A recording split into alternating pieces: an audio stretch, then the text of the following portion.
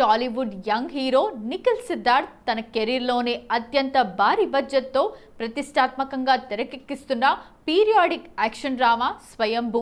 తాజాగా ఈ సినిమాకు సంబంధించిన ఎపిక్ టీజర్ విడుదలైంది.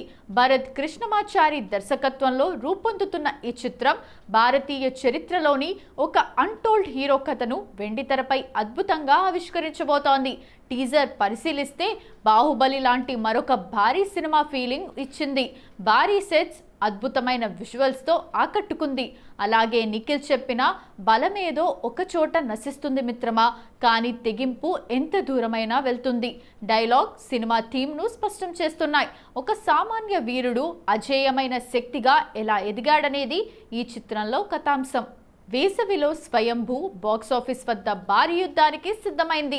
ఈ సినిమాను కేవలం భారతీయ భాషల్లోనే కాకుండా అంతర్జాతీయ స్థాయిలో కూడా విడుదల చేస్తున్నారు.